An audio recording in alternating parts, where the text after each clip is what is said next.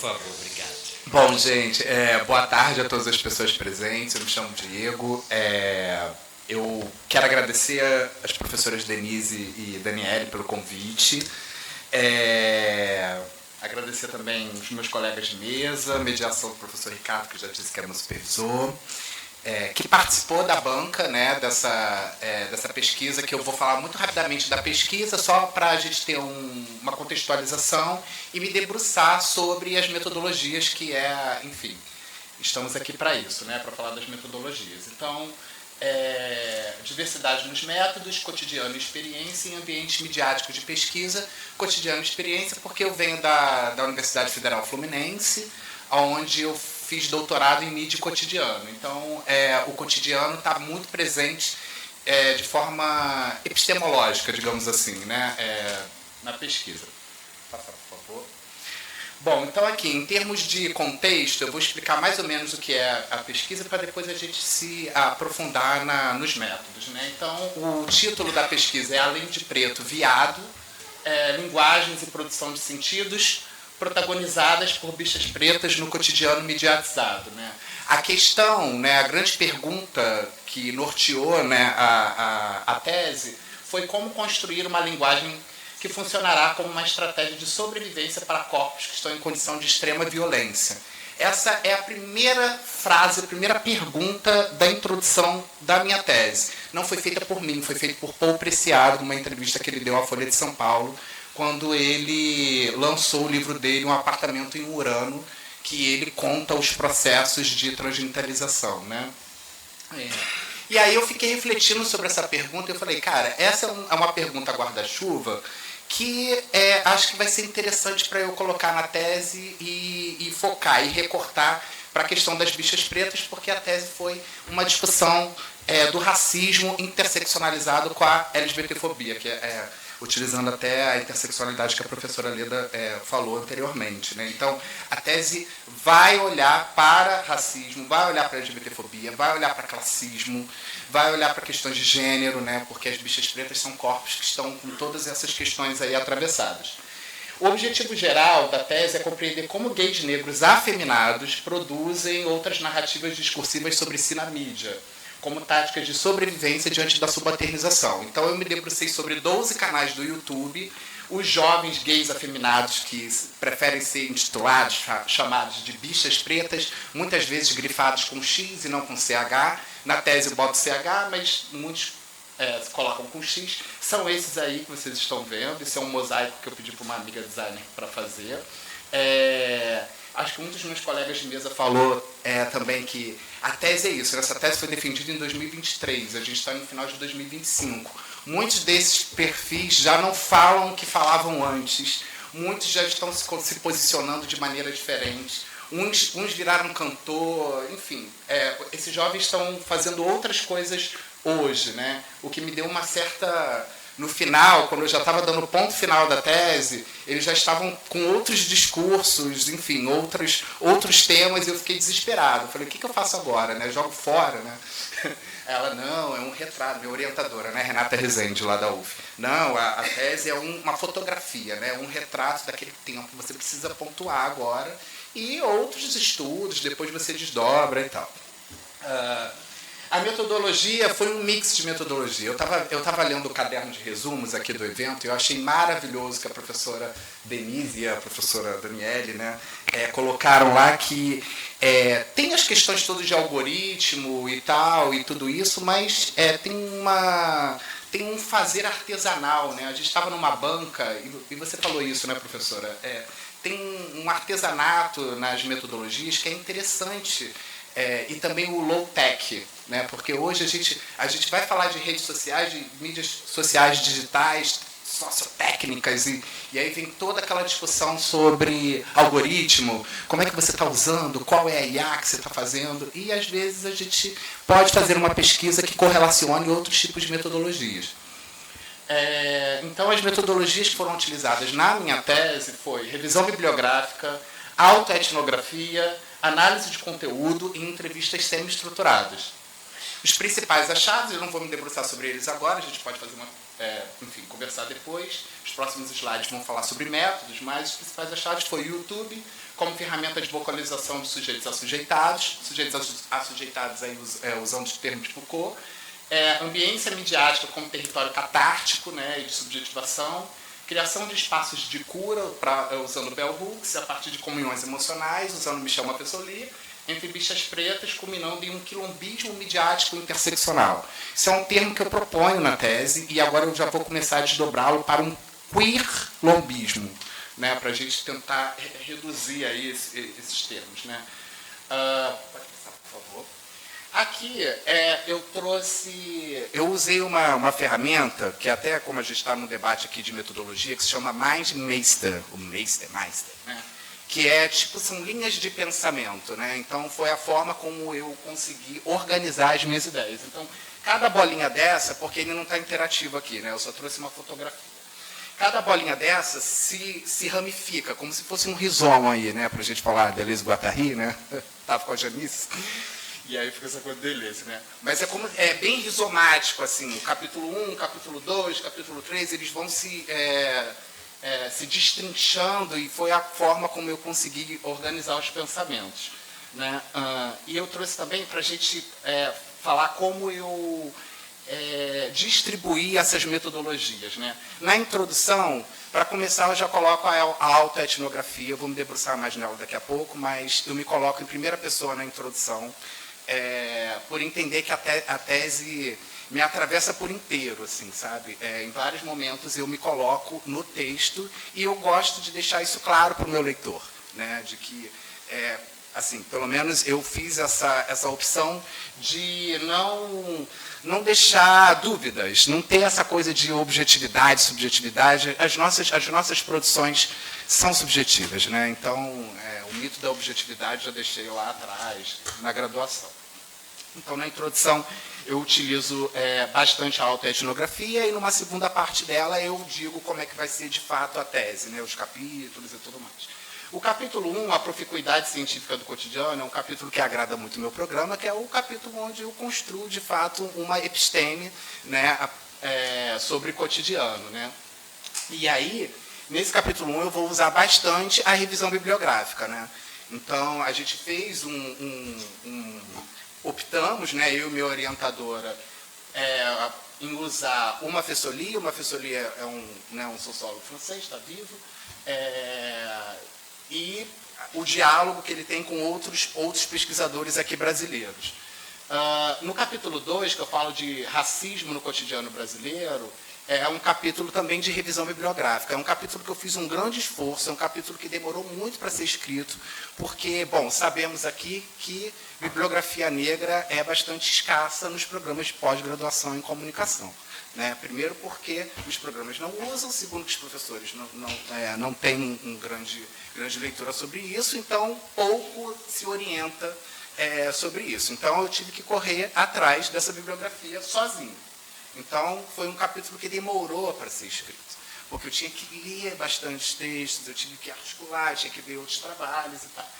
É um capítulo doído, porque eu falo muito genocídio da população negra, né? A professora Leda falou aqui, né, das violências. Então, toda a bibliografia que circunscreve a questão do racismo, né, é uma bibliografia tensa, densa e difícil. Né? Então, assim, foi um capítulo que demorou para ser escrito, mas foi revisão bibliográfica. No capítulo 3, LGBTfobia e os efeitos na vida cotidiana, é o capítulo que aí sim eu mergulho na autoetnografia, porque é um capítulo, para falar da LGBTfobia, eu fui ver que, quando eu construí o Estado da Arte, eu percebi que a educação é a área que mais se debruçou sobre bichas pretas. As outras áreas do conhecimento não trabalharam muito isso. Né? Você tem até vários trabalhos lá na Unicamp, né? Cadernos de Pagu, né? Tem pessoas que se debruçam sobre LGBT lá e tal, mas de bicha preta eu fui ver muitos trabalhos sobre bullying. Né? E aí eu comecei a me lembrar de como foi a minha estada, né, em colégios, no meu ensino fundamental e meu ensino médio aqui no Rio de Janeiro, como é que foi a minha trajetória escolar, que foi cravejada de violência, né, em termos pedagógicos, enfim, tanto dos professores, quanto de coordenadores, quanto de diretores, enfim.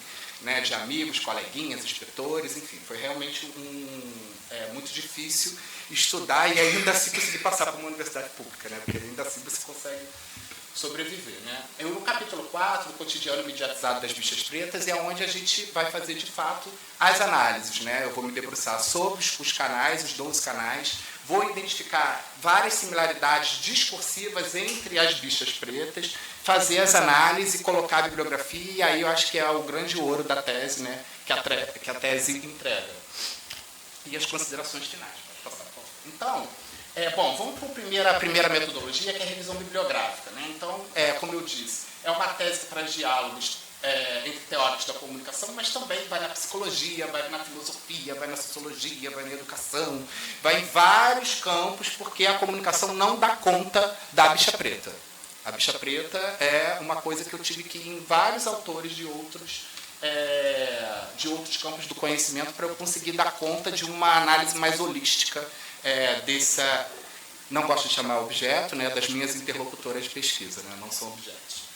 Aqui eu trouxe 3, mas a tese tem muito mais, né, muito mais autores e autoras, mas eu trouxe 3 deles que eu acho que eu utilizei bastante, né. Eu me chamo Fissoli para discutir o cotidiano como cimento da vida social, né, valorização da experiência, dos afetos, das comunhões emocionais, né, a valorização de uma razão sensível em detrimento de uma razão moderna, né. Então, o Michel Monfessoli ele perpassa por toda a tese, porque também é um autor muito querido, né, pela minha ex-orientadora, e acabou que foi, né.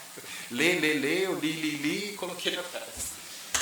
Bom, Lélia Gonzalez e Beatriz Nascimento,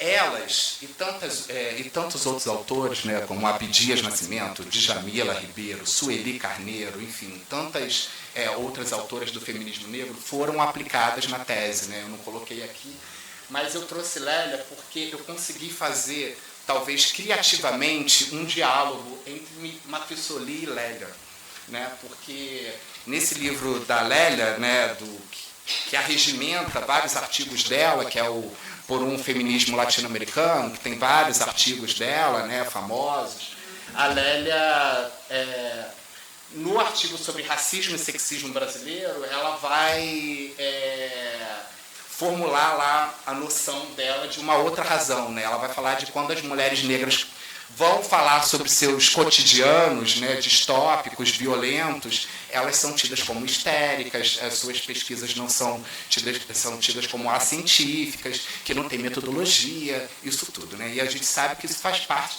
de um epistemicídio, de um racismo epistêmico, enfim, né?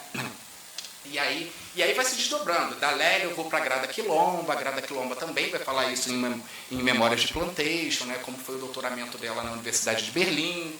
Enfim, aí eu vou falando sobre epistemicídio, também boto Sueli Carneiro para falar sobre cotas, reparação histórica, né, em relação a isso, mas sempre com o entendimento de que, se hoje a gente, o racismo estrutural que vivemos hoje, o genocídio, a violência, eu acho que também tem uma grande raiz no racismo cognitivo, né, na animalização de pessoas negras, né? Então, se pessoas negras são animais, nós desumanizamos, né? Desumanizamos pessoas negras, elas não têm, né, desenvolvimento cognitivo, então elas viram, a gente pode fazer qualquer coisa com elas, né? Então, eu acho que isso é uma etapa primeira do processo de genocídio, né, da população negra. Beatriz Nascimento, ela foi vítima de feminicídio, né? Infelizmente, a gente teve aí, recentemente, a gente estava falando de insegurança na UERJ, tivemos o exemplo de feminicídio, né, no Cefet, né, num caso tristíssimo, né, de batou porque não gostava, insubordinado, né, a uma direção de mulher, e Beatriz Nascimento foi morta, né, porque ela aconselhou a uma amiga a terminar com o namorado, porque o namorado violentava, o cara foi lá e matou ela. Beatriz, ela estava construindo várias ideias, né, desenvolvendo a ideia de quilombo, né, e infelizmente ela não chegou a viver a mediatização, né, desse cotidiano nosso, né. Para comer a gente pede um iFood, para se locomover a gente pede um Uber, para, enfim, dar aula a gente vai no Google Educação. Ela não vivenciou isso. Então, a ideia de quilombo dela é uma ideia mais física, né, escolas de samba, lugares mesmo, né, de valorização da negritude e tudo mais. Então eu pego até onde ela foi para fazer a minha proposta de um quilombismo midiático, né? Enfim, e outros autores que eu também usei, mas só para falar dessa revisão. Pode passar, por favor.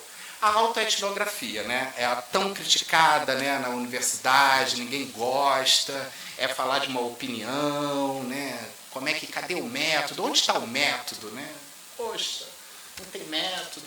Enfim, eu trouxe duas fotos aqui. Uma sou eu, essa criança viada aqui, né? Para vocês verem como já dava indícios, né?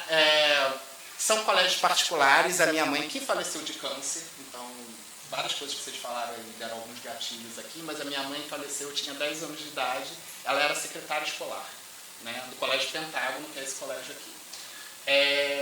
Eu ganhei uma bolsa no Colégio Baiense, que era da mesma rede. Morava em Irajá, e desde então sofria com bullying, sofria no condomínio onde eu morava, os meninos se juntavam para me bater, os meninos do colégio me esperavam na porta do colégio para me bater, os professores reclamavam de mim na direção, a direção chamou os meus tios adotivos, disse que só não me expulsaram do colégio porque eu era um bom aluno, e na época o Pentágono estava concorrendo com PH, com São Bento, essa coisa assim, e aí ele só não me expulsou porque eu fazia parte de turmas especiais, mas os professores reclamavam que eu ia no quadro rebolando, que eu tinha voz fina, os inspetores falavam que eu só andava com mulheres no recreio, que eu não jogava futebol. Enfim, uma série de discursos e violências com uma criança de 10 anos. Né? Na época, eu ainda nem tinha uma sexualidade desenvolvida, né? Eu não transava com outros homens, né? Mas eu era o viado do colégio que merecia apanhar e que merecia ser expulso. Né? Então, como eu expliquei para vocês, eu coloco a autoetnografia na tese porque quando eu fui fazer o estado da arte de bicha preta, eu só vi trabalhos que realmente eu considerei trabalhos robustos, interessantes, importantes na área da educação. Então, esses autores aí que eu coloquei, que é o Caetano, Manfrenato e Silva Júnior, eles são da educação. Né? E eu destaquei essas aspas aí dele, né, que se eu usar a autoetnografia como método, é ultrapassar um ideal acadêmico positivista. E isso tem tudo a ver com o que o Michel Maffesoli, que eu defendi lá no capítulo 1, vai falar no livro dele, O Conhecimento Comum, né? Por uma sociologia compreensiva. Então, os autores e as minhas intenções, elas iam sendo costuradas, iam sendo construídas para isso, né? Para o entendimento de que a tese não seria tão ortodoxa assim. Né? Não seria tão pragmática, tão retilínea. Né? A tese ela ia se debruçar sobre afetos, ela ia se debruçar sobre experiência. Né? E aí, quando a gente está falando disso, o buraco é mais embaixo. Não sei se os métodos canônicos, universitários e acadêmicos dão conta de uma pesquisa desse porte, né? Especialmente utilizando a ambiência midiática como plataforma. Né? Que tudo muda muito rápido, né? Tem performance, tem várias coisas inseridas ali na hora de você construir esse discurso na internet. Pode passar, por favor, querida. Análise de conteúdo, que todos aí criticaram, né? Também. Vocês percebem que a minha tese, não sei como é que eu estou aqui, gente, mas a tese ganhou, a tese foi finalista do prêmio da Compós no ano passado e ganhou o 3º lugar do prêmio da Intercom. O método de análise de conteúdo, eu usei Bardan, né, como o colega trouxe, porque eu fui vendo o que ia se repetindo nos discursos das bichas pretas. Então eu trouxe um exemplo aqui para mostrar para vocês, que é a hipersexualização do corpo negro. Isso estava em todos os canais. Aí eu falei, bom, isso é uma categoria, né? Porque todos falam que falou de bicha preta, está falando de pornografia, está falando de corpo descartável, o corpo que não é para casar, o corpo para se fazer sexo e jogar fora. Né? Então, isso era um discurso que se repetia, né? E aí até destaquei aqui, né, corpo fantástico, eles têm vários termos assim, para falar dessa hipersexualização. Né? Discutiam também da expectativa que se tem de um corpo negro, né, que é um corpo penetrador. Né? O homem negro é o que come. Né? E a bicha preta, ela desestabiliza por completo essa expectativa. Né? Porque a bicha preta, ela está negando a sua masculinidade, ela está negando talvez o poder que ela teve de, né, nascer homem e cis para ser afeminado, né? Ser um cidadão de segunda classe. E ela vai sofrer, esse corpo vai sofrer por isso. Seja na escola, seja em relacionamentos interraciais, seja com a polícia, seja com a segurança. Né? Tive professores homofóbicos. Né? Então, é algo muito triste, e especialmente quando você começa, fui me envolvendo com a pesquisa, e você começa a ver os vídeos e se identificar. Acho que o colega também falou até que ponto, né, qual é o limite, né, do pesquisador e quem escreve e o que o seu interlocutor está dizendo. Então, por vários momentos, por isso que eu disse que o segundo capítulo foi um capítulo difícil, porque por vários momentos eu vivenciei o que eles estavam dizendo ali, sabe? E aí é uma coisa que você tem que parar e fazer uma escrita que não vai escamotear, né, o meu sentir. Eu acho que os meus textos eles expressam a minha identidade, mas ao mesmo tempo também não pode ser um diário, né? Porque é uma pesquisa científica. Pode passar, por favor. E as entrevistas semi-estruturadas, que os colegas também utilizaram aqui, né? Especialmente quem falou de câncer. Eu usei o Antônio Gil, né? Tem um roteiro prévio de questões, não necessariamente seguido à risca, poucas interrupções, para que elas falassem livremente. Foi feito esse questionário aí, são 8 perguntas que eu fiz. Eu encaminhei um e-mail para as 12 bichas. 2 delas me retornaram, que foi o Marco Antônio Fera e o Murilo Araújo.